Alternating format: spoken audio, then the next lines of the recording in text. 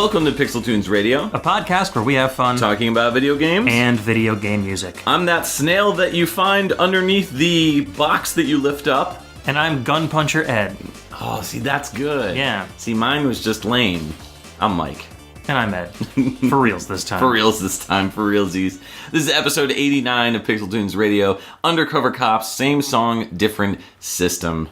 So we are tackling the Arcade and Super Nintendo versions, or Super Famicom versions, of Undercover Cops. It's a legendary, awesome 90s beat-em-up that came out first in 1992 on the arcade, and then in 1995 on the Super Famicom. Exactly. It takes a lot from, Final Fight and Streets of Rage and games of that ilk, but it has a very, very gritty, kind of apocalyptic future kind of vision to it. Colors are very brown and green and gray and stuff like that. Very colorful, but very muted colors. And we'll get into the discussion on the game in just a few minutes, but I figure we'll tackle our PixelChat segment, which is where you guys ask us questions, and we answer them.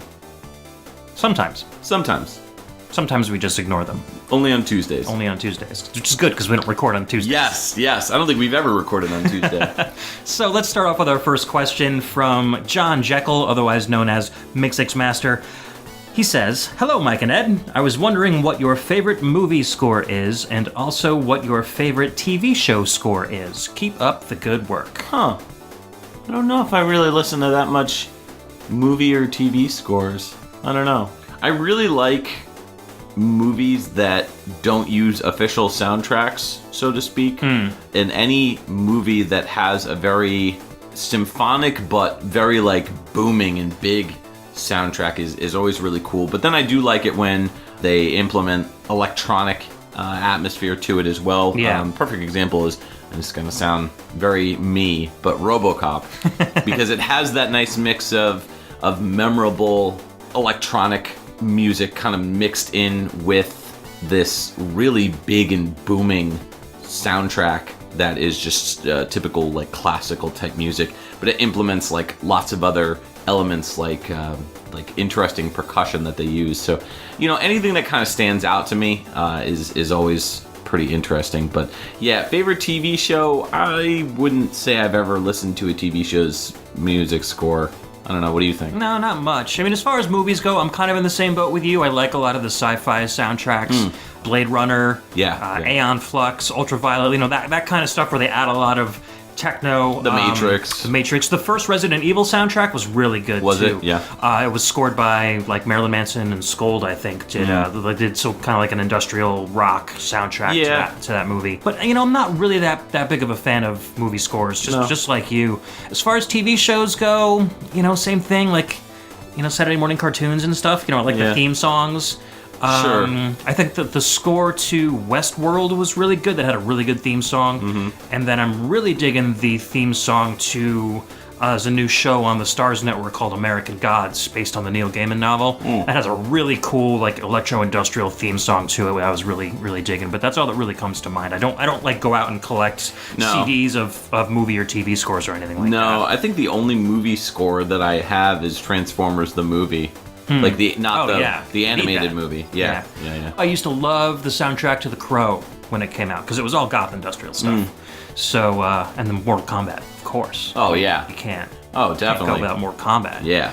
So, that pretty much answers that question. Thank you, John.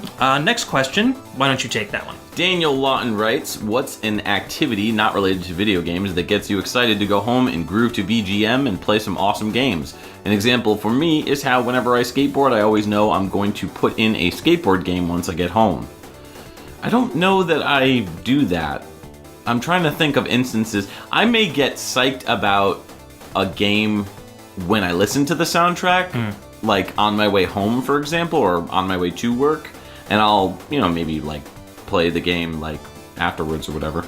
Those are usually the only types of things that I'll do. I'm trying to think if there's any real examples that I can give. I guess because I've been playing so much Gravity Rush lately, I put on the soundtrack. So a lot of times when I'm playing a game, if I really, really like the soundtrack or I really, really like the game, I will put the soundtrack on, on YouTube or whatever, and just play that and experiencing gravity in real life makes you want to play Gravity Rush. Yeah. No activities, though. Yeah, for me, whenever I go driving go-karts, I really want to go home and play Ridge Racer. For some reason, I equate the two. Yep. And also, mini golf makes me want to go home and play golfing Mario games. Golf. Not necessarily Mario Golf, but there's this game called Golf with Your Friends on Steam. It's like mini golf, but you can play online. And my buddy Brian from Impulse Project will get together and we'll like chat on Skype and just play that while we're shooting the breeze. So yeah, those two. And then the opposite effect I have is whenever I play Wii Bowling, it makes me want to go bowling for real, but not the other way around. So, are there any things that you do in real life that make you want to play the video game version of it? No. No. I meant that the other way. Are there any things that you play the video game version of that make you want to go do the thing in real life? Okay. Yeah, anytime that I am playing a shmup, I always want to get in an actual spaceship and then fly into space. Yeah. Who doesn't? Yeah, those are the things that I do that I love. Yeah. So. You just borrow that spaceship from your neighbor? Yeah. Just like a drum set? Yeah, usually every Friday night, I'll be playing, like Zero Wing or something. And I'll see you buzz by the house. Right. Yeah, shooting down Russian jets. Yeah. Speaking of Russians, Vasiliy Bochkov has our next question. Nice. And he asks, what is the cutest enemy you ever fought in games? I had to think about this one because it's pretty difficult because there's a lot of super cute enemies in video games. My answer is going to be the cat ship from Parodius, from the Parodius series. When you're playing the Parodius games, which are obviously always like super adorable, but there's this one enemy in particular that's like, it's a ship, but it's got the head of a cat. It's like a pirate ship. It's like a pirate ship, and then it's like a pirate cat. So the cat has like a patch over its eye, and it's got a little pirate hat. And when you hit him, he meows. Yeah, if I recall. It's called like the SS Meow Meow or something. It has a name, but I don't remember what it is. Super adorable. The first thing that came to mind when I read this question was, I think they're called Scarfies. They are the enemies in Kirby games that are really like little cute blobs with ears and little kind of like cat faces. But then as soon as you get up to them, like they get really evil and they start trying to chomp you. Oh yeah, those guys are really cute. Like there's so many enemies in the Kirby games that you feel like, oh, this guy's my friend. He's gonna hand me a power up, and then you touch him and they hurt you. So, right. But yeah, Scarfy's probably the guy I find the most adorable, especially because there's that huge difference between their evil form and their regular form, so it just makes their regular form look so much more cute to me. I think the Disgaea games have an enemy called a Prin Prin, which is just a penguin. Right on. Yeah, those are pretty cute. Those guys are cute too. Yeah, I've seen them before. Yep. Cool. What's our next question? Chris Murray asks, best worst rage quit you've either experienced as a witness or been the quitter. We've all had our moments, and the best thing to do now is to remember them fondly with laughs. It's really funny that Chris brings this up because I know Chris. Like, I went to college with his ex-girlfriend, and she lived a couple floors down below us, and we were all friends. We all hung out or whatever. And I don't know if Chris actually knows this story, but I figure I'll tell it anyways. I have two different stories. One involves my roommate at the time, Kevin, in college. We were playing Guilty Gear X2 specifically on the PS2. And Kevin was just destroying me. Like I can hold my own in some fighting games, but like we had just started playing it and I was getting okay at it, but I wasn't like amazing. And he just kept like destroying me because he's super good at fighting games. And I was getting really, really frustrated, and it was to the point, and maybe Kevin kind of egged me on a little bit, but it was to the point where I was like really like legitimately pissed off at him. Yeah. So I remember like throwing the controller down, like storming out of the room or whatever, and like and I always look back on that, and I'm like, man, I was being such a baby. You know what I mean? Like, why? What? Well, it's the worst when they're smashing you, but they're also gloating about it. It's like that I just can't tolerate. Yeah. It is what it is, but it was definitely like, I always look back on that and it kind of makes me kind of dial things down a bit now, like now that I'm older, and I'm like, if I play a fighting game with him or with somebody else and they're beating me, it's a game. Like in my head, I now have the capabilities to relax and be like, oh, it's not a big deal, it's a game. So I have another story as well, but I can't remember the other one off the top of my head. Put it in the Facebook group. Yeah. Put it as a comment. Yeah, that'll be cool. People can read it. For me, it's tough because my brother was like a living rage quit when we played games together. I was going to say, you mentioned that before, yeah. I've told stories that I learned how to repair SNES controllers because he would just continually smash them. The buttons would go flying everywhere. Really? And so I would have to learn how to put them back together again and rewire them back into the circuit boards because the whole thing would come out. But the one that I remember that doesn't have anything to do with my brother was I was at the Danbury Fair Mall, and I was playing in the arcade there, right next to that big carousel that they have by the food court. And I was playing Street Fighter 2 Turbo, and this other guy comes up, like it was, I don't know, Saturday or something, but the arcade was empty. This kid comes up to me, puts his quarter in, starts playing against me, and I was Vega at the time.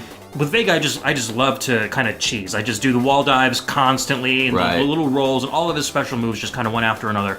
And they're not that hard to block against, but for some reason this kid just didn't know how to block against them. So I was just constantly dropping off the walls out of the sky at him, and he's like, "You're cheesing all these moves." He started getting really, really angry at me. So I beat him twice in a row, and then he puts another quarter in, and you can't change your characters. Like, I would have changed to somebody else if I had the opportunity to, but I was still Vega, and he picked like Sagat or something, and he starts throwing all these fireballs, and I'm just leaping over them and getting him on the head every single time, and he's like, "Screw you," and he leaves, like, without even, like, leaving both of his credit was still there. I was like, "Sorry, man, like, I'm just playing how I know how to play. I have a quarter invested in this. I'm not gonna, start just, like, jabbing at you and letting you beat me. I'm not in an arcade, like, maybe at home if we were friends or something, but I don't know you from Jack in the Wall." So that was probably the only time I've ever had somebody rage quit on me in the arcade. So that was pretty So that's more of a best for you, not a worst. Do you have a worst? Or? I guess the worst was probably the first time my brother ever broke a video game controller, because at that point I was like, we only had 2 SNES controllers. Sure. And I'm like, oh my, like, how are we gonna... We can only play one player from now on. So that, until I realized that I'd looked at it and started figuring out how to put it back together, that moment was like, these things are like, what, $30? I don't know how much they cost back then, 30. But so that was probably the worst, because I felt like he had just broken something that we'd purchased that was unrepairable. Right. I actually do remember the best rage quit, which involves Marvel vs. Capcom 2 and Kevin.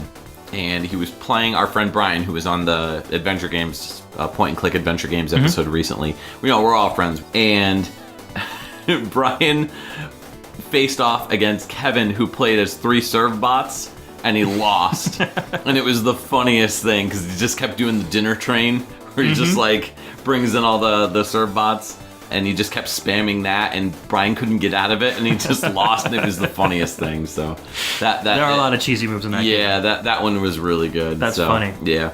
All right, well, thank you, Chris, for that question. And if you guys have any more PixelChat questions to send us, you can go ahead and hit up pixeltunesradio@gmail.com and ask away, or sometimes we put out a call on our Facebook page or on Twitter for PixelChat questions. Usually we only do that if it's like coming right up on our recording time and we haven't had any questions or not enough questions to fill out a show. So otherwise, just send over to our Gmail account at your leisure. So, getting into the meat and potatoes of the show, we're going to talk a little bit about the Super Nintendo version of the Undercover Cops soundtrack, which we'll play first, and then we'll go into the arcade version.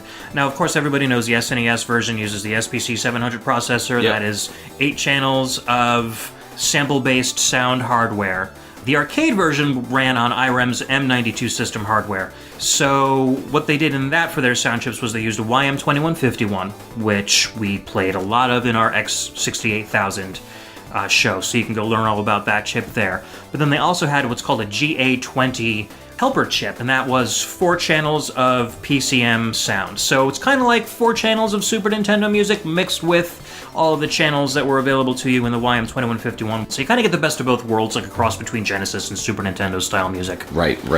Yeah, and this game was developed and published by Irem for the arcade version, but the Super Famicom version was developed by Irem and published by Very, who is a publisher, I guess, exclusive to Japan. They were originally planning on bringing the game over to the States or to North America, but it never saw the light of day.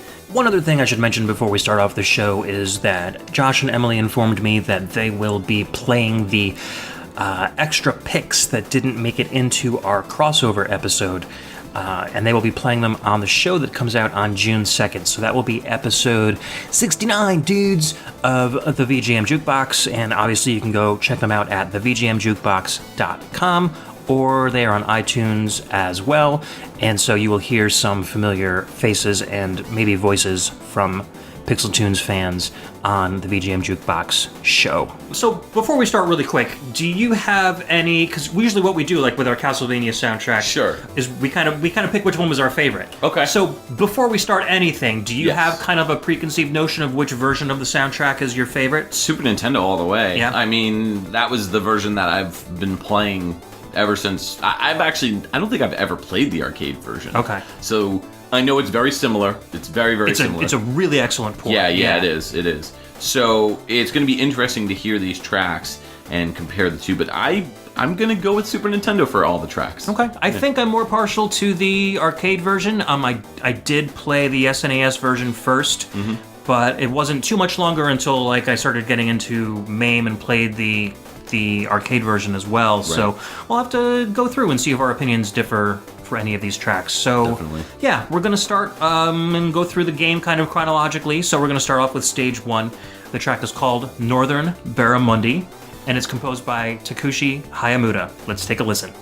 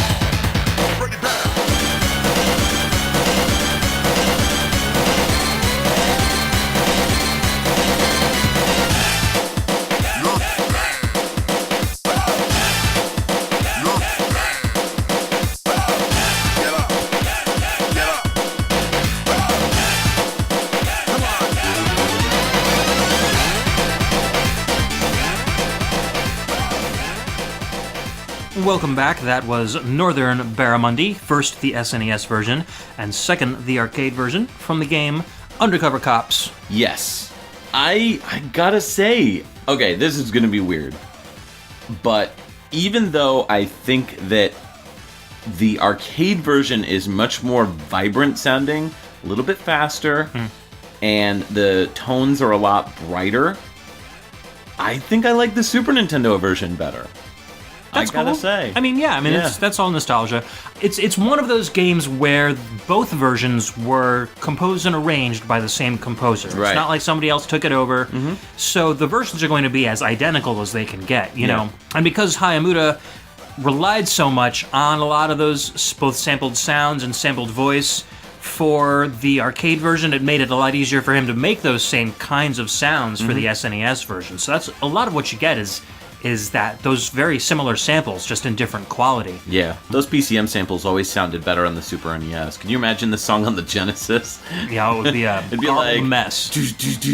And then the voice would come in and be like... Right. Well, I mean, it would sound a lot like the Ninja Turtle Hyperstone Heist soundtrack, you know? It sounds like they're gargling mouthwash. Yeah, nails. they would also just rely more on the FM. Right. You know, they would take out some of the samples and put in FM equivalents for that. Right. As far as the song goes, this is, I think we've played this on the show before. We played this back on episode 2, which was Beat 'em Up. So it's been a long time coming. And that was revisit. the SNES version, right? Yes. Yeah. Yes. So, you know, we talked about it back then, but that was so long ago. Yeah, it was 3 years ago. This is a great opening track to almost, you know, any kind of game. Yeah. Super high energy, gets you right into it. You immediately understand the style of the music that Hayamuta's going for. New Jack Swing is, like, you know, perfectly prevalent throughout this entire soundtrack. Yeah. I became familiar with Hayamuta's work on Super R-Type on the SNES, which is a very similar sounding soundtrack. There's actually a few moments in some of these songs as we go through it where I can like directly relate it back to parts from Super R-Type. Sure. And so I think, you know, this track, I personally prefer the arcade version a little bit better. I like the heavier percussion. I'm always into percussion and stuff. And some of those leads that the FM does the work on, I feel have a little bit more of a richer tone than some of the samples on the SNES. Yeah. But I'm not going to say the SNES version is bad by any stretch. Sure. I mean, I think they're very, very close. Just the arcade version edges it out a little bit. And there's one sample, voice sample in this track that, like, on the SNES it sounds like brr, brr. Yeah. But It's, you can it's actually when tell. the breakdown. Yeah. It's when they're just doing the drum breakdown with the bass. But you can actually tell they're saying "you're bad" in the arcade version. Oh, so yeah, I always thought it was "You're the man." It sounds like "you're bad" to me. I don't know. We'll have to listen to it back. You're the man, like that. Could be. Yeah. I heard "you're bad." Okay.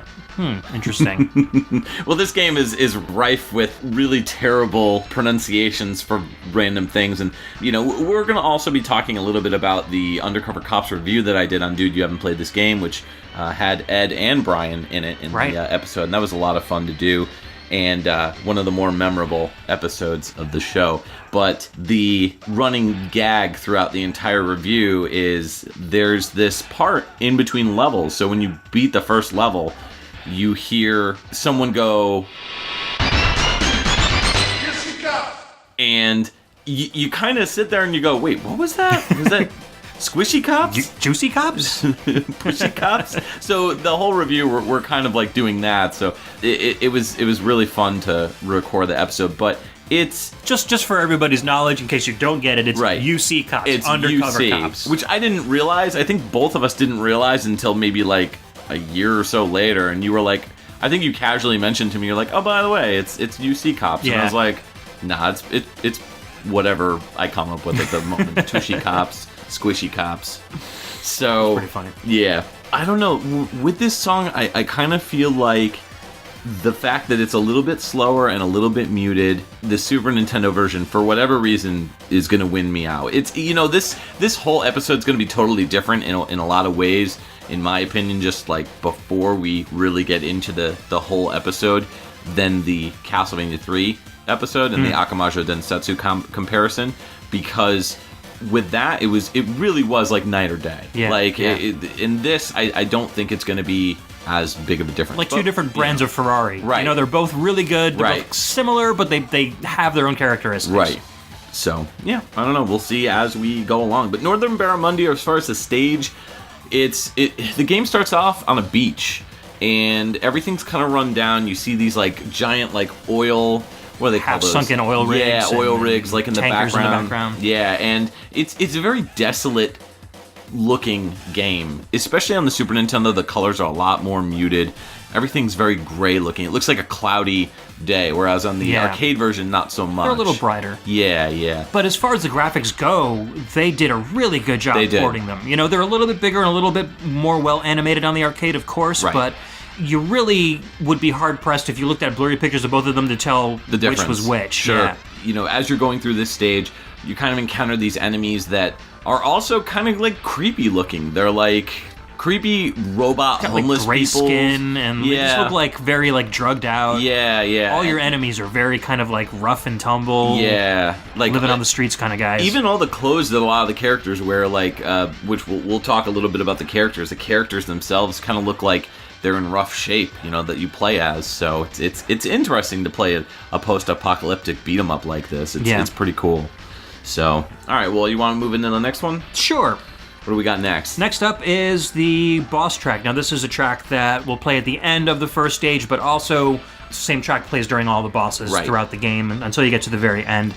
From what I understand, and we should also mention this, the Pixelated Audio did do a interview with Takushi Hiyamuta, but based on his Neo Turf Masters game. So he didn't really talk anything about Undercover Cops during that show, but he did mention that as far as some of the titles for his games, he did not name these titles himself. So they were named by guys that were doing like putting out an OST CD in Japan or something like that. So this one is called Nasty Loud Quack, and that's the reason I mentioned that. And this is the boss track, and we're going to play, of course, the SNES version first, followed up by the arcade version. So hit it.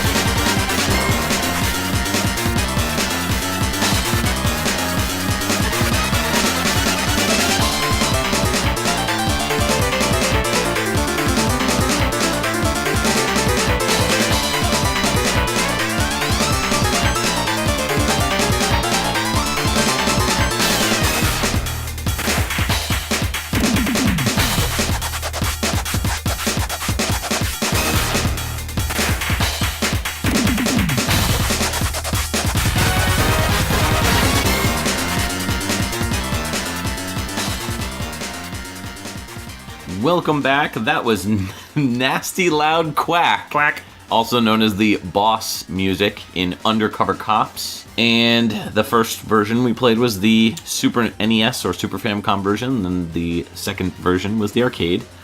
I gotta say, I'm very partial to the Super Nintendo version again. I'm going arcade all the way. Really? Oh, that bass is just so grating to me. It's very gritty sounding, and it's not bad. Again, yeah. We're comparing two versions of a Ferrari, but I like the more slap bassy sound of the Super Nintendo. Yeah. I mean, I like that the arcade version sounds a little more industrial.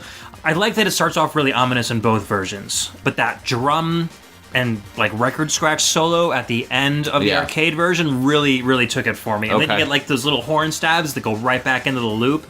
That just kind of took it away. It, like 3/4 of the way, like the B section of this song in the SNES version sounds exactly like Super R-Type. This is what I was talking about. The bass going right, and then those little twinkly like jazz style keyboard runs is right out of Super R-Type. In the arcade version, the bass gets really loud during that part, and the lead gets kind of muted. It doesn't sound nearly as much like it, so it was kind of interesting. But you can tell that he's using the same instrument set that he used on Super R-Type on this game as well. Right. I think this game came out afterwards, so I'm assuming he's kind of basing this song off of one of the R-Type tracks. Yeah. So, the very first boss that you fight, his name is Parks, and he's called Cue Ball in the US, which it's interesting that the US versions are all very, very different, which we'll get into in just a bit for the characters you play as. Parks is a Terminator-ish kind of cyborg. Yeah. He starts off initially as this big hulking beast of a bad guy, and as you are attacking him, he can like stretch out his arms to like attack you, kind of like Dhalsim a little bit. He reaches out, he picks you up, yeah, and then he throws you to the side of the screen. Yep. So after you initially start like defeating him and you get like maybe, I don't know, 1/4 of his life bar down or maybe a little bit more than that, the background and everything opens up a little bit more. And if you go a little bit more to the right, you'll see this meter that is filling. It's going from green all the way up to the top to red. When it goes to red, there's this garbage compactor that slams down from the top of the screen, crushing whatever's in the little like little compartment area, right? And that's one way that you can actually beat the bad guy is instead of just beating him, you can beat him traditionally, like, you know, just drain his life bar. Yeah. Or you can throw him in just at the right time into this little trash compactor thing. And if you do that, it crushes him in like one hit, and you know that's game over for him. Yeah, so exactly. It's pretty cool. It's a unique take on how to beat a bad guy up in a beat 'em up. The cool thing about Parks is you can definitely tell that he was a Terminator reference in the game because he appears as a normal enemy in the last stage of the game, and every time you beat a stage, you get this little kind of like jukebox kind of an area, right? And it will tell you how many of each guy you beat and give his name, and then you get some bonus points, etc. So the regular like thug version of Parks is actually called the T900 if you look as it goes by and gives you your score. So I'm pretty sure that's, you know, direct reference to the T800 or the T1000 right. from Terminator 1 and Terminator 2. Definitely. So as far as the playable characters go in this game, there's 3 different characters you can play as. Why don't you tell us about the first one? Yeah, first one is my favorite. His name is Zan Takahara, and if you play the US arcade version, his name is Claude. He's like a former karate master. He's got some really cool... I think he leads with kicks instead of punches. Yeah. And he's got this really cool jumping pile driver that's similar to like what Hagar does in Final Fight.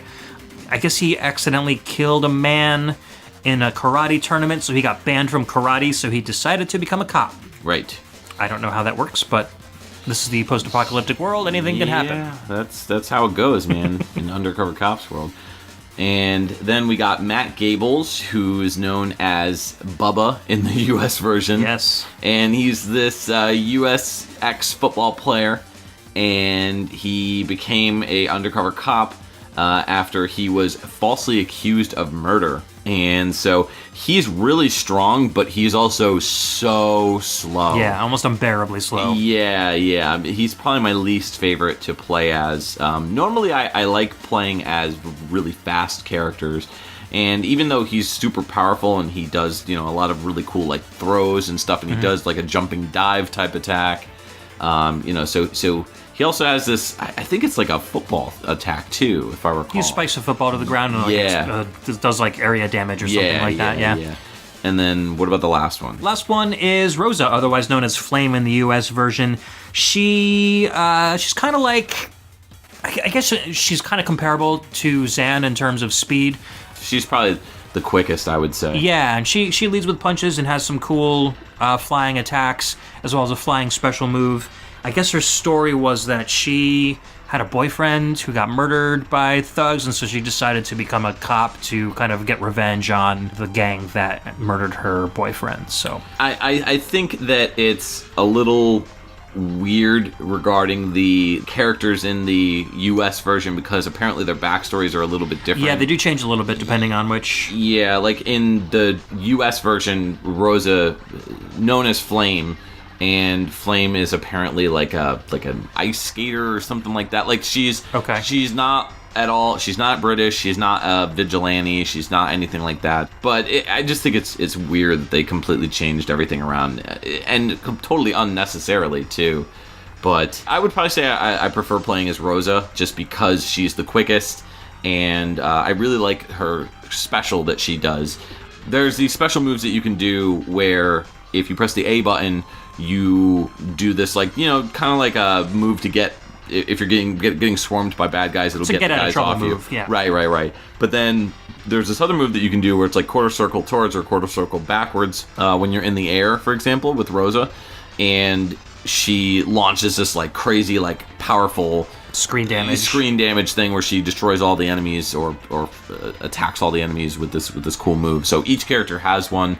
They're all really, really cool. Yeah, and those take off like half your energy bar when you do them. So that's like, if you got a boss on the ropes and you're almost dead, like that's a good time to use that kind of move. Yeah, definitely. And you will blow through lives very quickly in this game. Especially towards the end. Yes, it is a really tough game. So, but that is pretty much it. So let's move on to the next track, which is Sarah Swarty.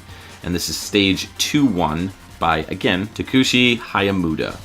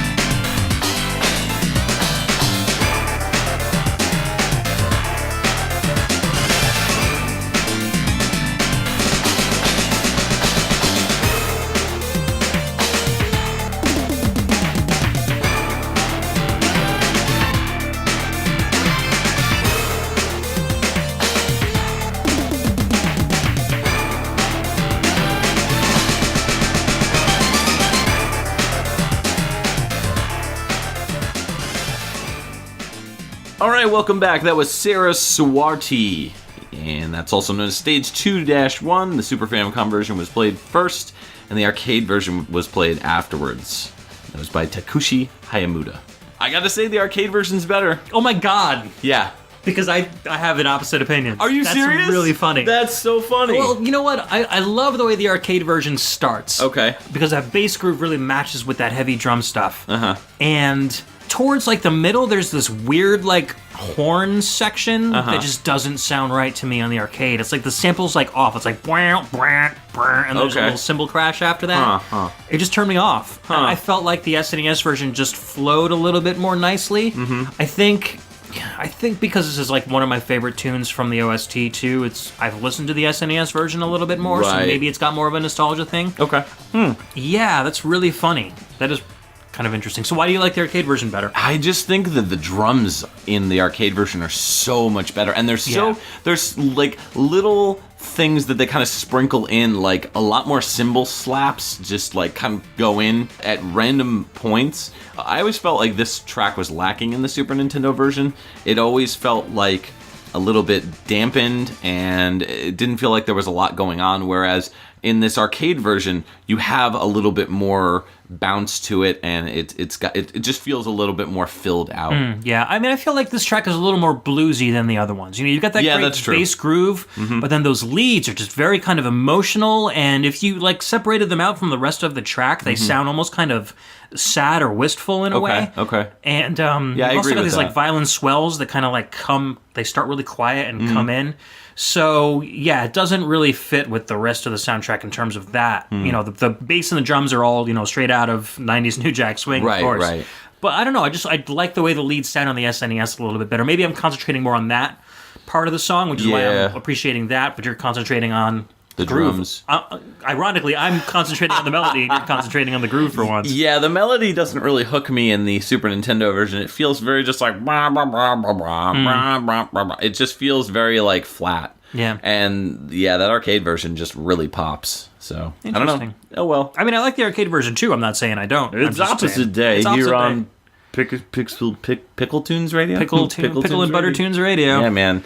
So Takushi Hiyamuta is an Irem employee, or was an Irem employee. But there's all these ports that are kind of floating around. We should do an episode on Irem someday. Yeah, definitely. That'd be cool. We'll just do that. So he started off in 1990 with Hammer and Harry.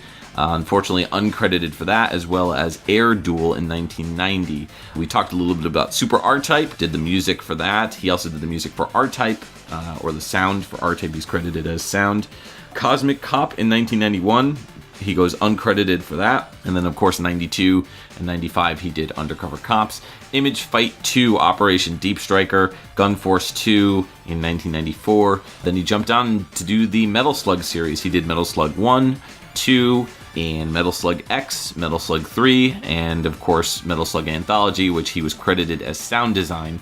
And he also did Half Minute Hero. He was one of the many composers for that game in 2009. That was his final game for audio. So a bunch of Irem employees founded the Nazca Corporation towards the end of Irem's life, and Hiyamuta was one of those employees that went over to Nazca, and Nazca started developing games for SNK and the Neo Geo, which is why he and all of his Irem buddies. So if you look at Undercover Cops, you'll see a lot of very like explosions and stuff that would really remind you of stuff that you might see in Metal Slug. Right. So it's the same artists that worked on both games, which is why they're very similar to each other. Yeah.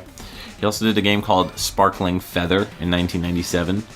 I don't really know that much about it, but sounds dark. Yeah. M-rated. Definitely. Sparkling Feather. Yeah, absolutely. Yeah. No, it's a strategy tactics game that came out in... Does it have cute enemies? It has a cute anime chick on the front cover. Is she an enemy? I don't know. Just trying to answer that PixelChat question. Oh, yeah. No. All I see is boobs and Japanese text, so always a good start. That came out for the PC FX, which I've never even heard of. Oh, that's why we've never even heard of it. Yeah. I mean, I've heard of the PC FX, but it's not a very popular system at all. You're not a very popular system at all. Try not to be. Yeah, man. So this level is an interesting level because you start off I don't know, there's like caves in the background or like a cliff. It's like almost like you're on a cliff. You're in like a Rocky Mountain region. A Rocky Mountain region, yeah. right. And so you're going through, and some of the enemies that you encounter are, again, these like homeless-looking people.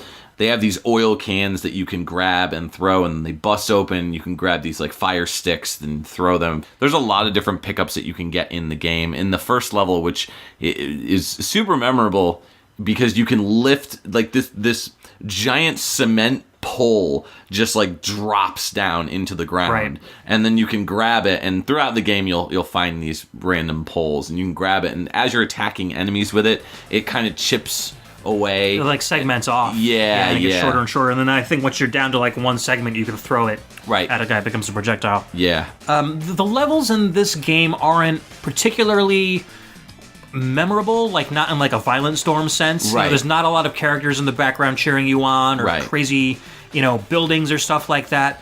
What makes the game fun is the gameplay and just the variety of different enemies and variety of attacks they can do on you and you can do on them. Yeah. So I'd say the enemies are more memorable than the actual stages themselves. For sure, absolutely. And then the bosses are definitely memorable, and some of the boss rooms that you fight in are also memorable as well. So we'll go through that as we get through the game. So when you get to the end of stage 2-1, you then approach an elevator level, and that moves you into the next stage, which is Cha-Cha Movia, which is stage 2-2. And again, by Takushi Hiyamuta. This is the Super Famicom version first, arcade version second.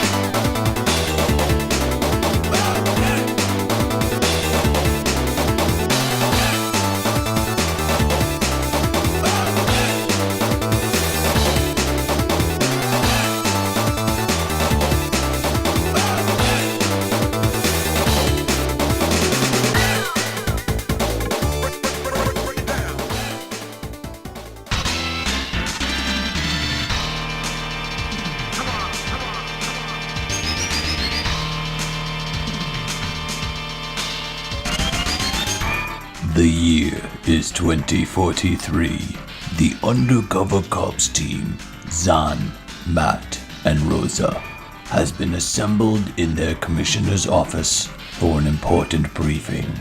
All right, Undercover Cops. Thugs have taken over New York City and we need your help. Get out on the streets and beat the crap out of every living thing you see. Even puppies? Especially puppies, Matt. Look, these jackholes are everywhere. Down by the docks, in construction zones. Hell, I even found one in my wife this morning. How did you get him out? Never mind that. The point is, our city isn't safe, and you need to go undercover by walking the streets in broad daylight and committing acts of murder on suspected criminals. Got it? But boss, that's not exactly undercover, is it? We're, breaking the rules a bit here, Zan. Look, we got a maniacal cyborg, an insanely obese woman with a jackhammer, and a guy who's got the gall to call himself Gun Puncher terrorizing our streets. We don't have time to worry about semantics. Hello? Hi, honey. Just wanted to remind you to let the dog out when you get home. Oh, and I'm running away to Mexico with Gun Puncher. Have a great life! Son of a... This is getting out of hand. Undercover Cops, it's go time. Now get out there and find the guy who did my wife. I mean, bring this city to justice. Yes, sir.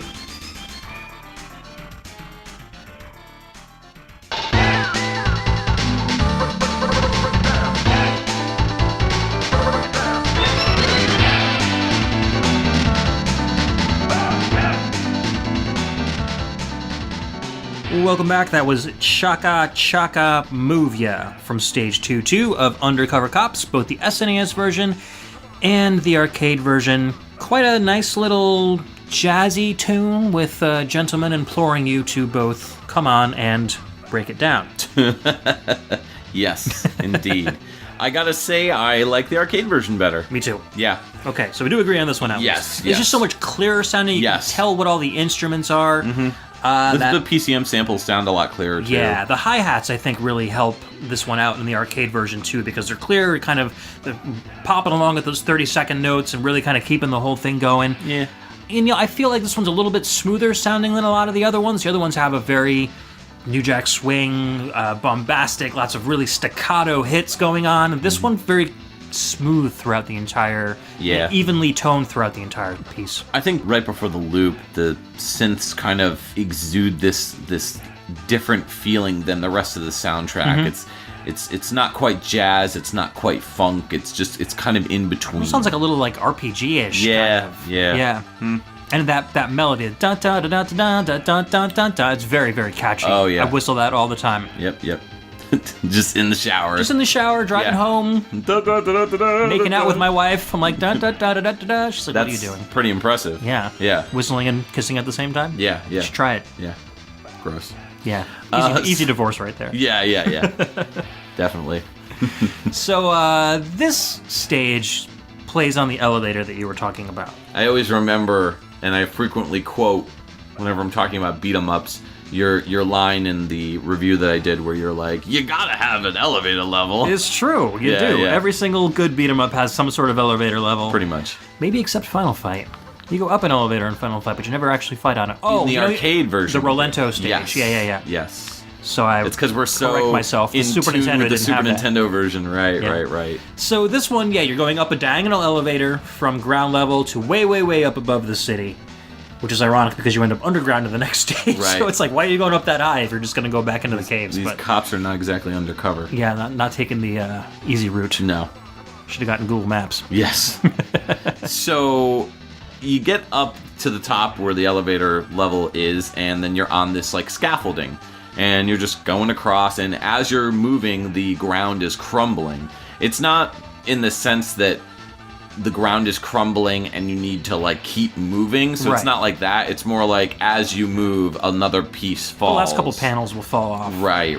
Just it creates kind of a pit on the left-hand side of the screen behind you, which makes it easier to kind of throw guys in there to Right. have them lose their energy before they're actually dead. There's these flying enemies that Don't even get me started. Yeah, they are obnoxious. They're actually pretty weak. Like, you don't need to hit them a lot, but when you do hit them, it's like once, and then they dive down at you. So they're really hard to defeat. But once you do get a couple good hits in, they just, go off the screen. Yeah. But it's so annoying because it's not like the rest of the enemies where you can combo them. Yeah. You can't combo this guy. They've got these huge blades too, and they'll like zoom across the screen really quickly with very, very large like damage boxes, I guess you could say. Like hit them anywhere. If Big you're not time attacking when you touch them, you're immediately hit and knocked to the ground. And then you also encounter these like robot workout women, like I guess Are they robots? Yeah, I always thought they were, because their legs are like part cybernetic. True. Yeah. They could just be cyborgs. Oh, maybe. I don't know. But yeah, there's these weird Robot workout women. robot workout women. That's what I'm going to go with. They're very flexible, and they can, like, when they attack you, they can bend in, like, really weird ways. They bend forward and hit you with their heel over their head. Like, all the way backwards, so it's, like, really crazy. And as you're going through the stage, you also find more power-ups, and these are the power-ups that are pretty freaky, because you start lifting up boxes. Yeah, mobile snack-sized power-ups, as we put in the review. You lift up the box and toss it, and then a giant, like a chicken busts out. Yeah, or a pig, or a mouse, like or something. little baby chickens. And you got to chase them around the screen and try to pick them up for energy. Right. It's not like most beat 'em ups where it's like a piece of meat that's already cooked and waiting in a barrel. Eating live animals for energy in this game. Yeah. It doesn't actually show you eating them, but you can just hear the characters say or like it's good. Yeah. or yeah. So you get to the end boss, and it's Francois, but in the Super Famicom version, how is it pronounced? It was like it's Francoiro or something like that. They like spell it out phonetically. And so she's known as Fatso in the US version. She's a very large and in charge woman. She wields a jackhammer arm. Yeah, like jackhammer. She's dressed up in all pink, like a pink dominatrix, like S&M outfit, complete with garters and stockings, and she has her own face on her stomach. Yeah, that's not an attractive boss. No, not something you want to think about. No. After you beat her. And then as you're attacking her, there's more of these robot workout women kind of approaching you and attacking you as well. But it gets to the point where it's just her on the screen, at least in the Super Famicom version. Yeah. And as you got about half of her, a little more than half of her life bar down, and she starts crying. Arcade version, I don't know. You played the arcade version. Is she any different? No, I mean, she cries. It's the same sound. It's like over and over and over. And it's not, again, you can't really do combos on her. You're basically just like grabbing her, attacking her, and then she'll start crying. One of the most awkward parts is if you play this, and I haven't experienced this with any of the other characters, but if you play as Matt and you're fighting her, if you go to grab her, he will literally just grab a boob. Like, grab onto That's right, a boob. I think that was in the review, too. Yeah, and it's super, it's very like... awkward. Very awkward. But, yeah, no, all the enemies and the characters in this game are really cool to fight, but, some of them do get super annoying like this one. But you beat her, and then you move on to stage 3, which is another really awesome track. What's that? Next up, one of my favorites. It's called Red-Tailed Cat. Let's give it a listen.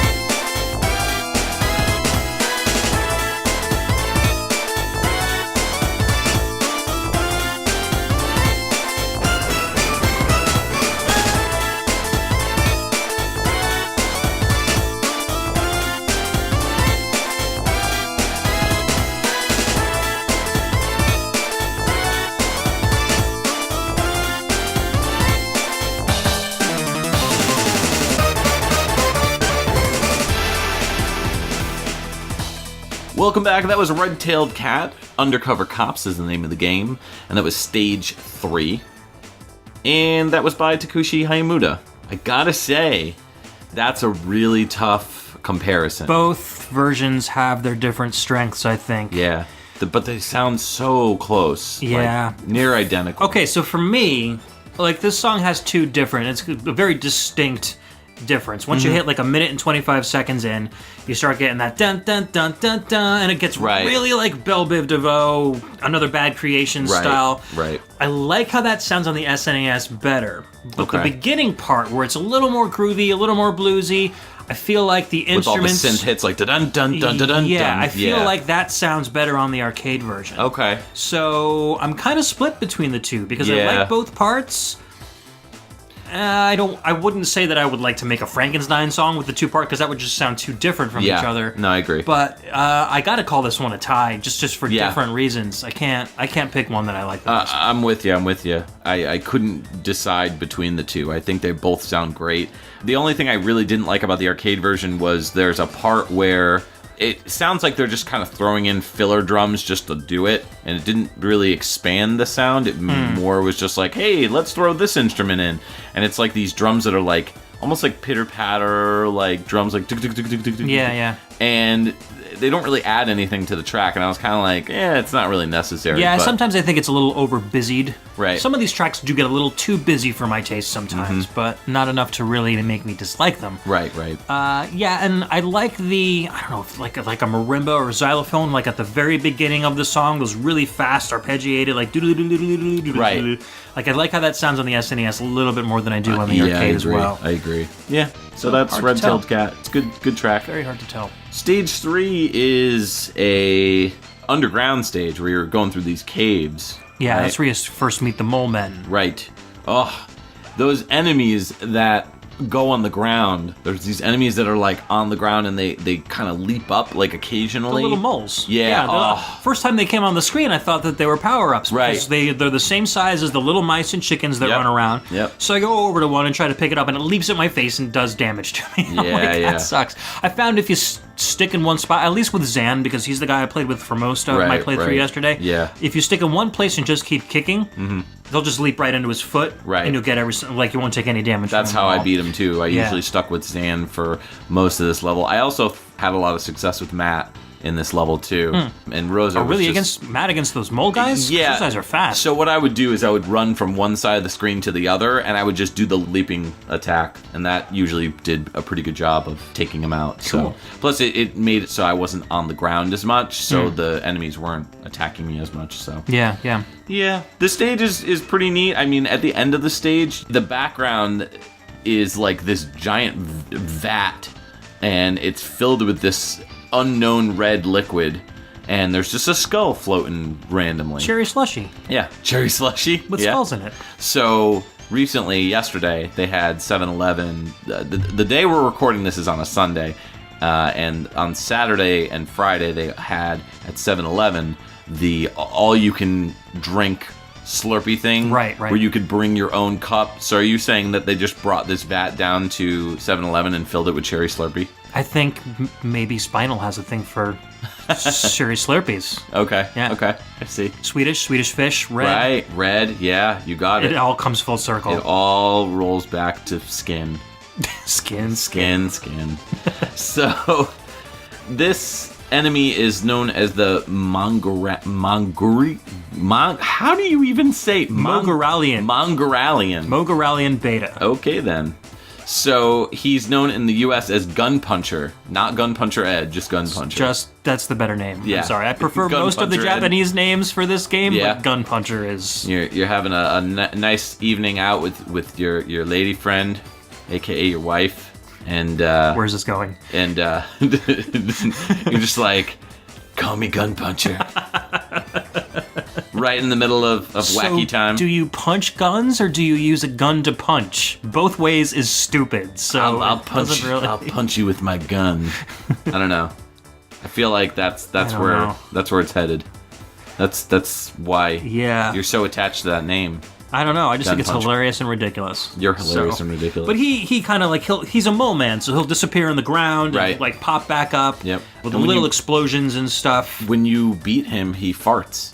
Does he? Yeah. I didn't hear that. So I zoom in on that and in the episode. So, just one of the numerous like humorous quips about this game. There's a moment where you beat him and he kind of like dives under the ground and he's like flailing his legs. Yeah. And if you look, you see like a little like gas thing come out of. Oh, that's awesome. I must Yeah. not have been looking direct. Oh, he was like very off screen when I beat him, so maybe the sprite was just obscured by the Right, edge of the right, screen. right. Bummer. Yeah. But yeah, he's got a machine gun. He's got some blowy up stuff. Blowy up stuff. Yeah, man. Like dolls. Yeah. Blowy up dolls. Blowy up dolls. He throws blow up dolls at you. And he speaks, but I don't really understand what he's saying. No, he's got some Japanese phrases, but they don't sound Yeah. like anything to me. Yeah, all the enemies, well, okay, some of the enemies say some really weird stuff, which we'll talk about one of the other enemies in Stage 4, when we get to Stage 4, which, why don't we just get to Stage 4? Stage 4 sounds good. This is Dandy ND, that's the name of the track, also known as Stage 4, and it's by Takushi Hiyamuta, the Super Nintendo version first, and the arcade version second.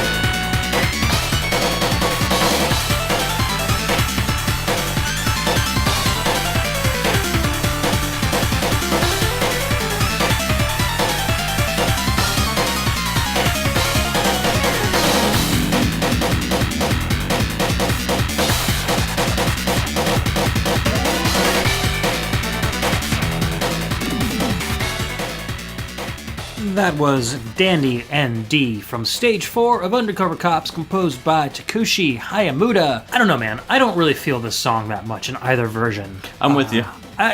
It's very... I don't know how to explain it. It lacks kind of like a personality. Mm-hmm. I like the arcade sound better, so I guess I'll go with that one. I feel like the SNES version is just very muted and like, I don't know, just like a straight line of a song. I guess that's the best way I could...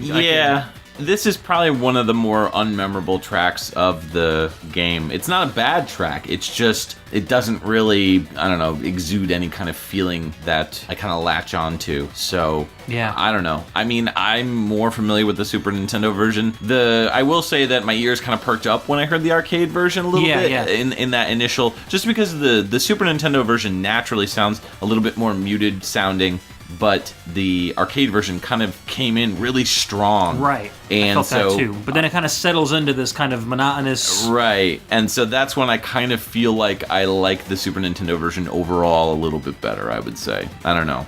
More just, I would say, nostalgia out of anything. Right. So Stage 4, it takes place in the streets, basically. It's like a nighttime kind of like outdoorsy kind of scene where you're walking through and you see a bunch of brick buildings and whatnot. And there's these enemies that jump out at you. They're riding like motorcycles, and they are such a pain to beat. Best way to beat it, in my opinion, was to play as Rosa and to do the leaping butt bomb attack. Okay, so I use Zen and just use the jump kicks. Yeah. Worked pretty well too. Yeah, and the flying crotch attack, where she just goes, jumps in the air and goes completely spread eagle for no reason. Like, how is that an attack that will work on anything? I don't know. I don't know. I have no idea. We haven't tried it. Maybe it works on cucumbers. What? Never mind. You speaking from experience? Not at all. Moving on. Yeah. Well, it especially sucks when there's like 2 or 3 motorcycles on the screen at the same time, because if they end up kind of like, so one's on one side of the screen and the other one's on the other, if you get knocked down, you're knocked down as soon as you get back up again, and then it happens again, and you end up having to waste your get out of trouble, like, lose energy using your A button attack to get out of it. Or the other special move. Yeah, they tend to go down within 1 or 2 hits when you do get them, but it's just that they're a pain in the butt, especially when they start doing wheelies. Yep. Very similar to the flying enemies in Stage 2. It almost gets to the point where it's like not fun anymore. Yeah, this game is a grind, especially later on in the game, especially Stage 5. This is a really difficult game. So if you want to play a beat 'em up that is going to be difficult, even on normal, this is it. So yeah, for sure. This end boss that you come across, he's an interesting fellow. He's I don't even know where to start. He doesn't fit in the game. He's like a circus sideshow. Yeah, he looks like a circus clown kind of, but like he's wearing like this weird sharp pointy hat type thing. Yeah, and a robe. Yeah. He's very skinny, and he kind of does these like twirls, like Top Man style twirls towards you. He's called Balbarach in the Japanese arcade version, and in the US he's called Conehead. Balbarach. Yeah, I don't know. I just think of balls and crotch. Yeah, but, yeah. Well, of course that's where your mind would go. Of course. God. Wait. We're backwards here. Anyhow. Yeah, he's got this metal claw attack that he uses. It sounds like he's saying rape. Does he? Yeah. I didn't get that. Like, with this weird... Man, you have not watched the episode. I mentioned that. I did, but I haven't watched it in... I mean, obviously I watched it because I was in it a long time ago, but I didn't rewatch it recently. Yeah, I rewatched it for this episode just to kind of... take some points from the episode that I brought up. Yeah, it sounds like he's saying rape. It's really subtle, but it's like burp. Okay. So he's either saying burp, or just like or whatever. Yeah. He's either saying burp or rape or berape. Yeah. So you beat him, and this is the really messed up part, because when you beat him, he gets lit on fire, like he catches fire. That's right, he runs back and forth. And he runs back and forth like screaming. Yeah, like even though there's no igniting agents anywhere near him. Yeah, and he's just lit on fire, and then he explodes, and all his clothes come off, and all of his flesh comes off, and he just turns into a skeleton with that weird stupid hat on, and then he kneels down, and that's how he dies. Yeah. And that's just so messed up. Yeah, I was kind of shocked by it, because I didn't like how did that just happen? Like, why did that just happen? Yeah. don't really get it. I don't know. But This game. Yeah, this game. So, Japan. Oh, Japan. So this is going to take us to our final stage, which is Then Hawk Anger, stage 5-1. And again, by Takushi Hiyamuta, Super Nintendo Famicom version first, arcade version last.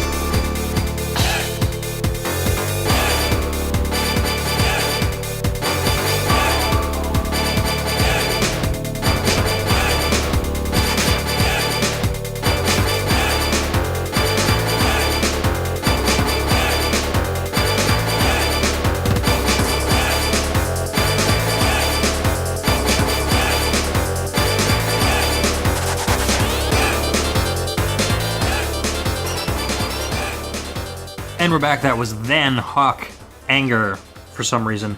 The theme from Stage 5-1 for Undercover Cops, composed by Takushi Hiyamuta. UC Cops. This is another one of my favorite tracks. It's got that like metal breakdown in the middle of it. Yep. It's a really, really well-written track, and I don't know if I can really tell which one is my favorite. I love them both. I think the arcade version is a little stiffer sounding. I really like the breakdown on the SNES version. You know what it is? The arcade version PCM samples with the stabs, the synth hits. Yeah. Those are like very bland sounding in the arcade version. Just on this song though. Yeah. When used in excess. Right. So when you hear the yeah, it's not bad in the beginning. It's a little more rounded on the SNES. Yeah, the Super NES version, I think it sounds a little softer, and so it's not as harsh sounding. And so, me personally, I would go with the Super Nintendo version for that reason alone. Yeah, no, I kind of agree with you there. Yeah. Yeah, as usual, the percussion on the arcade version just seems so much heavier. And right. For some tracks that really works, but for some where you're looking at more the bass and the melody as kind of like the primary part of the track, the SNES version kind of wins out. I don't know. I think that this is probably one of the more aggressive tracks because it is like just before you get to the end. Right. The last level is split up into 4 different sections, and this plays during the first 3 sections, and you're basically fighting, various different versions of enemies that you fought all across the game.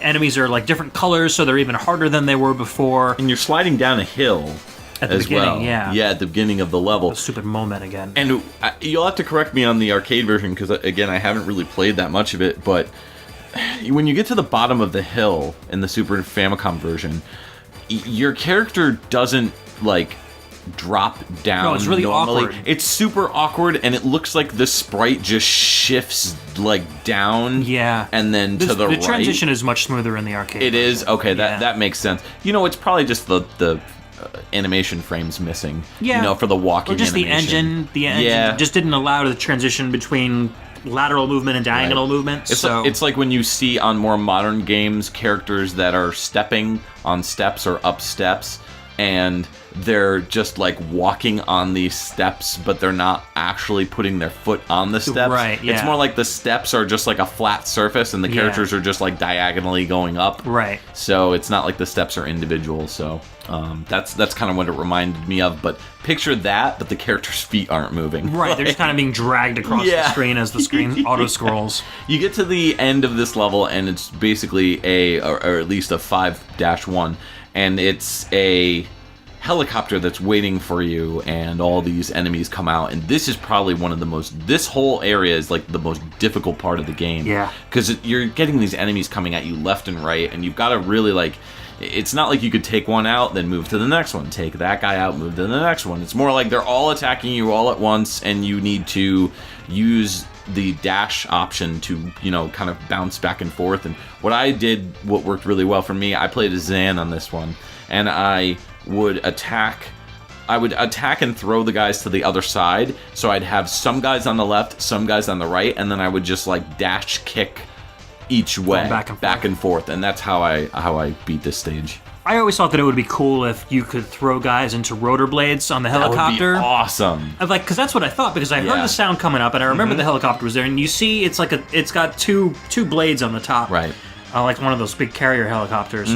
And you can only see the one in the background rotating, and you'd be literally right underneath the top one if the game were a little more realistic. So it would be really cool if you could just throw guys up and that would have been awesome. Have them, and it would have made it a little more fair, I think, too, considering the amount of enemies that you have to face once you get to that helicopter. And it makes sense because the boss is throwing every single thing he has at you before you get on his vehicle. So. Yeah, that would have been cool if it was just an abundance of bad guys and you were just tossing them into the blades. Yeah. I will say that would probably take the potential censorship to a totally different level. Oh, yeah. Well, I mean, unless they just, don't actually get cut in half or whatever and they just fall to the ground and blink a little bit. Yeah, I don't know. I mean, in 95, when the Super Famicom version came out, the game didn't see a release in the States. It did, however, get a mention in Nintendo Power that it was coming. So I'm wondering if, that was right around, that was after the whole witch hunt era of censorship was going on. Mortal in Kombat stuff. In the early 90s, so 92, 93, 91. That whole era was it was big. Night Trap, Mortal Kombat, they were really going after those games hard.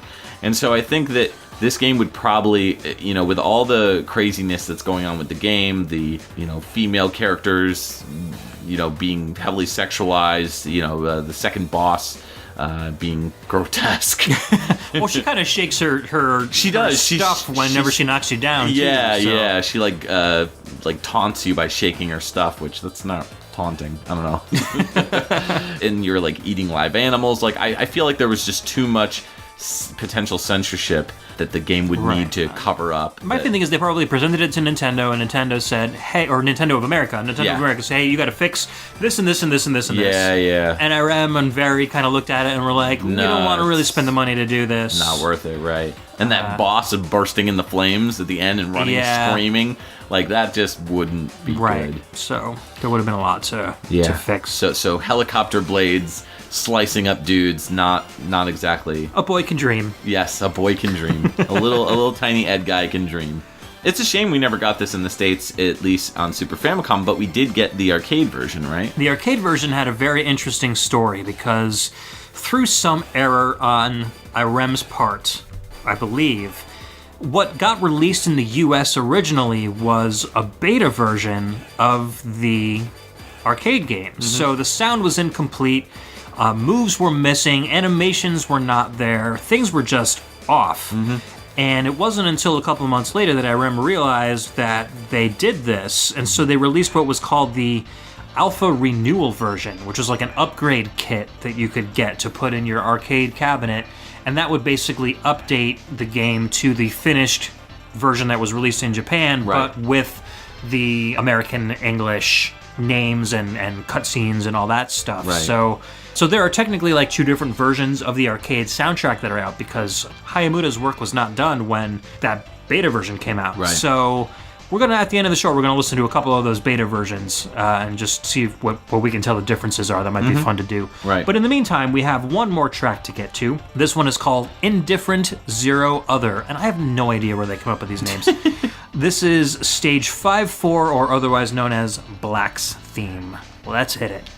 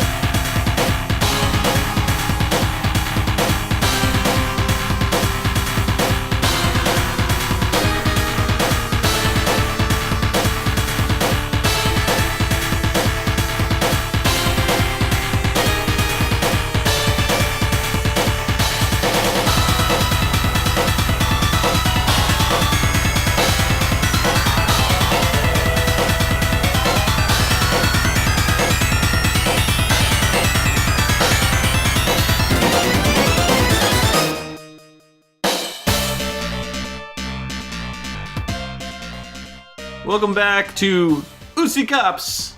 That was Indifferent Zero Other, stage 5-4, also known as Black's Theme.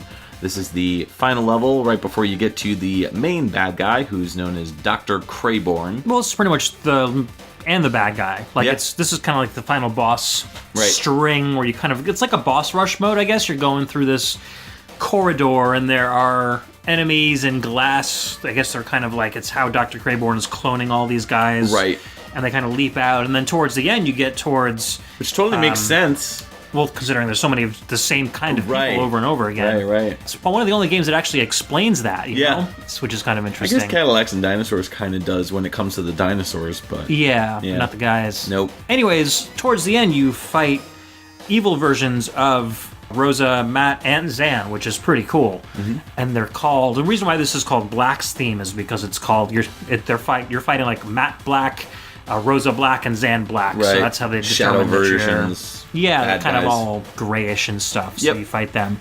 The song itself, like, probably not the strongest on the soundtrack at all, but it does have a final boss feel to it. It's got a nice groove. I really Yeah. like that bass groove, the do-do-do-do-do-do. Little off time signature just to Yeah. kind of make it feel a little creepy and weird. Yeah, What about arcade versus SNES? What do you think? I'm going to go with SNES. Yeah, Yeah, me too. yeah. I don't know. The bass in the arcade version is a little too abrasive. Yeah. I like the smoother tone of it on the SNES. Yep.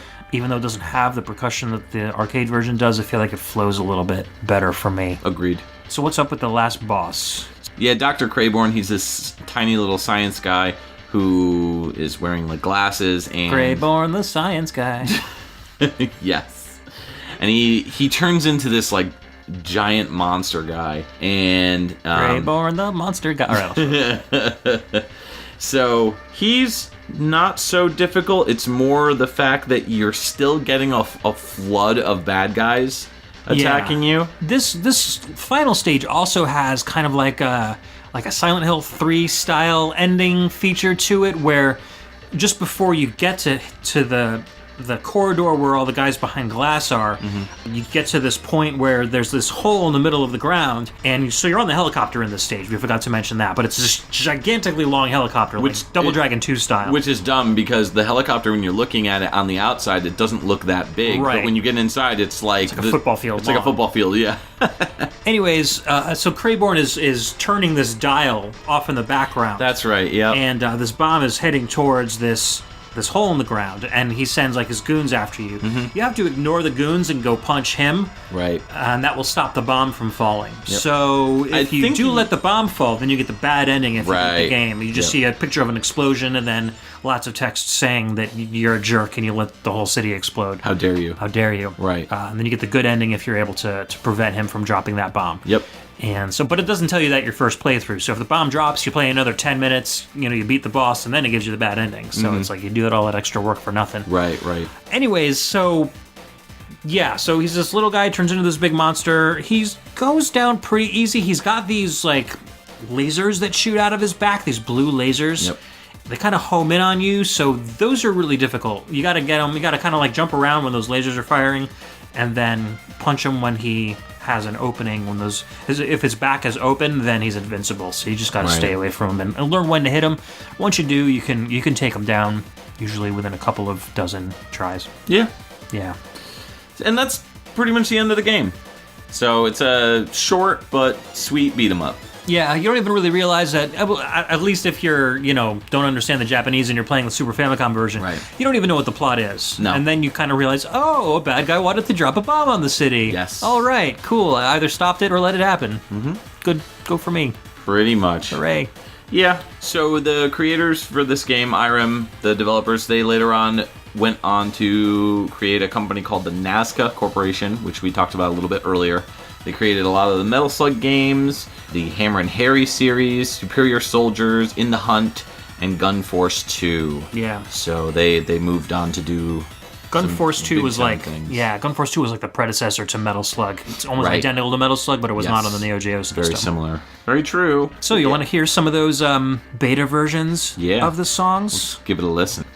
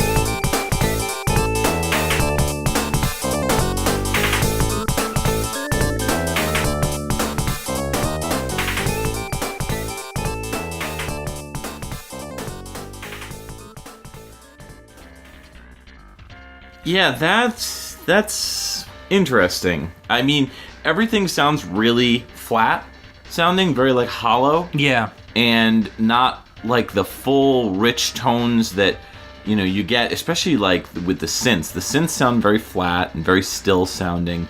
And especially in that third track, I think the third track that we listened to has the biggest difference right before the loop. Yeah, Red-Tailed Cat. Yeah, because it's almost as if they, you know, I know we didn't finish it, but like it really does sound like these are completely unfinished. Yeah, it does. Northern Barramundi was interesting because, and that was the first one we listened to, because I liked how he left like little notes in as like stand-ins for the haze and the come-ons. Right. You know, they would just be like little note sweeps. Mm-hmm. So that was kind of cool, and I felt like maybe he didn't know if they could be inserted or not at Possibly, that point, so he was just kind of, you know, using them as instruments. These 3 tracks, the ones that we listened to, Northern Barramundi, Sarah Sourdy, Red-Tailed Cat, these are examples of what was originally released in the US in the arcade version. So what US arcade players heard as the soundtrack when they were playing this game originally, which is interesting. I don't know how many of these arcade games got released in the US, and I know that of those arcade games, even fewer got converted into the alpha renewal version, because some arcade owners were just like, I'm not going to spend more money to upgrade. The game didn't really include any extra features or levels or playable characters, so it was like... You gotta wonder how many arcade units are out there still to this day that are complete versus incomplete. Yeah. That'd be interesting. So, I don't know. They're not bad, of course, but you could definitely tell a huge difference, and they're a lot more simplistic sounding. There's that part in the beginning of the third track where the drums are really like they did a phenomenal job overhauling the drums specifically, because the drums sounded it was like this big very thick basic toms that weren't very well. The second track had some. I actually liked the tom enunciation that they used. The toms were a lot more pronounced. And I thought they were maybe even a little bit too loud. They could have been toned down a little bit. Yeah, but I thought that they kind of stood out, and I liked that quite a bit. So, but overall, a pretty interesting look at the 3 tracks. So. Yeah, kind of a peek behind the curtains. Yeah, a little bit. Definitely. So, well, we would love to hear what you guys thought of the show. What your favorite versions of each track was. Do you have a particular favorite, the arcade version or the SNES version? You can head over to facebook.com/groups/pixeltunesradio, find the post where this show is located, and comment, let us know, or you can tweet at us at pixeltunesradio. You could also watch us on youtube.com/dongold, and that's the best way to watch not only PixelTunes Radio, but also the entire channel's worth of content, including the Undercover Cops review, which we will post as well in the show notes and on the Facebook group as well. Exactly, and we'll do that along with the blooper reel from that show, which was absolutely hilarious. Very funny stuff. I think there's almost as much blooper content as there was show content. Yeah, we had a blast doing that. Definitely. So, check us out there. Also, check us out on iTunes and leave a rating and a comment if you think that we deserve it. Yes, and also don't forget to listen to Ed's Side Project Impulse Project. Side Project Impulse Project. Yes. Yeah, you can find that at impulseproject.info, and we play music from the demo scene and the tracking community. I also wanted to mention that I will be at Too Many Games, fingers crossed at this point. So Too Many Games is a convention that's going on in late June. I believe it's the last weekend of June in the Philadelphia region. So if you like video games and like collecting video games and like the video game scene, definitely go check it out. It's going to be a lot of fun. I may be hanging out with Rob and Pernell from Rhythm and Pixels, so definitely stop by and say hi. And I believe they have a panel, which I don't think I'll be joining them or anything like that, but be fun to watch though. Yeah, definitely. I'll definitely stick around and watch it. So excellent. Yes. And that brings us to Retro World Expo, again, as usual. So that's going to be in Hartford, October 14th and 15th. Tickets are on sale now. And we will most likely be doing a panel with both Rob, Pernell, and Emily from the VGM Jukebox. That's right. So if you can make it to the Connecticut area in the middle of October, definitely grab some tickets. It's going to be a blast. A lot of fun. All right. All right, what do we got next? Next up is episode 90, our free pick episode, the Yes. last free pick before episode 100. Yes, this is going to be a great episode. I already have a couple tracks picked out, and they are slamming, so definitely looking forward to that. My tracks are going to be awful. The worst you've ever heard. No, I'm just kidding. So we are going to be playing you guys out with a track called Einan Tokameki Street, which, as far as we can tell, does not appear in the game, but appears on the soundtrack to both the SNES and the arcade versions. Yeah, we couldn't really find where it fit in.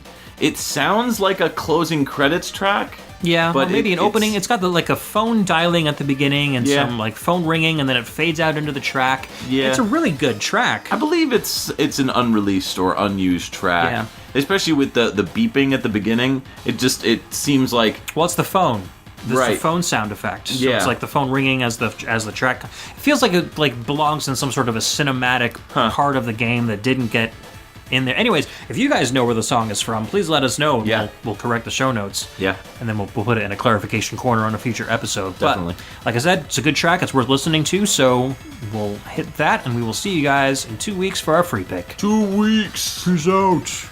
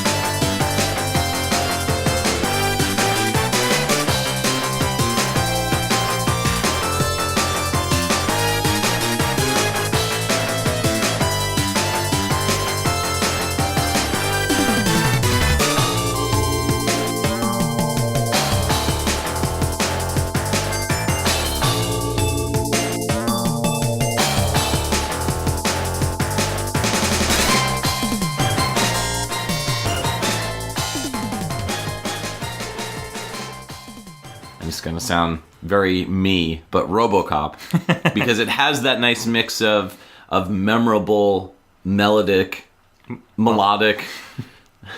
It has... What? It has those moments of melodic, electronic